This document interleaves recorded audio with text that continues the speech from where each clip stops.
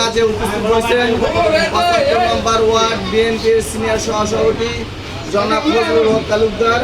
ওনায় আমাদের শেখের জায়গাতে আসাতে আমরা শেখের জায়গাবাসী সোসাইটি সবাই খুশি। ওই খেলাধুলার ব্যাপারে ফজলুল হক তালুকদার মেম্বাররে দুই একটা কথা বলার জন্য অনুরোধ জানাচ্ছি। একদম কিছু বলেন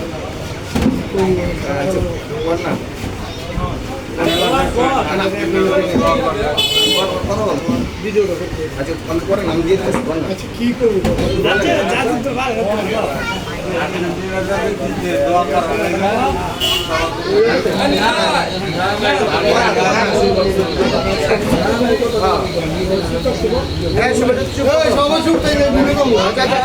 ক্যামেরাটা তো উনিকে কি করবো আমি বুঝি না খাওয়ার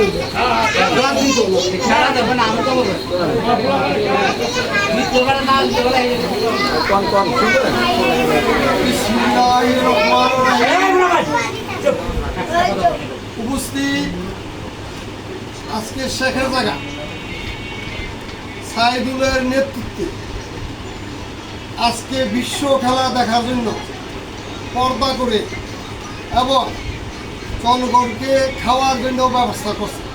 সেই জন্য আজকে আমি খুব খুশি হয়েছি। আমরা খুশি হইতাম যদি জানতাম যে সাইদুলের যুবকদেরকে নিয়ে খেলাধুলার পাশাপাশি এবং এলাকার উন্নয়ন আছে।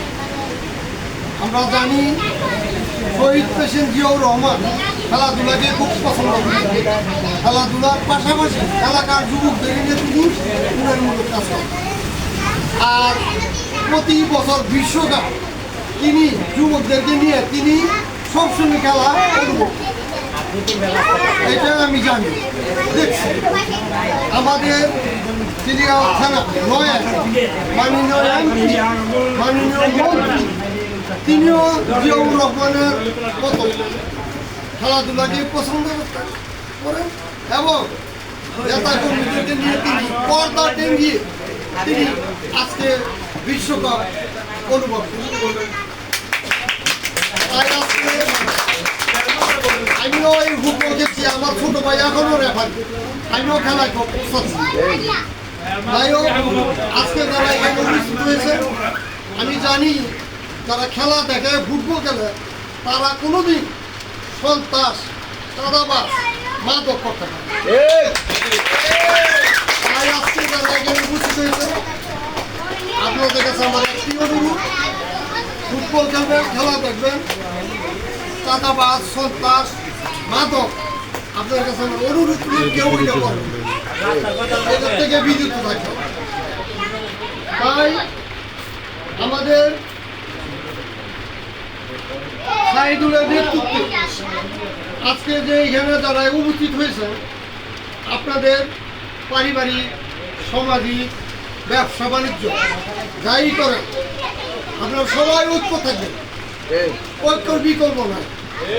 যদি কোনো সমস্যা হয় তাহলে আমাদের মুক্তির লড়া সাইদুল খুব পরিচয় পরিচিতি খুব সম্পর্ক এবং এইখানেও যারা আছে 2-10 জন হাবিবের চিনি। তাই আপনাদের আমি বলবো কোনো সমস্যা হইলই সাইদুলরে নিয়ে আর 2-4 জন এখানে আছেন মন্ত্রীর কাছে যাবেন, সব সমাধান।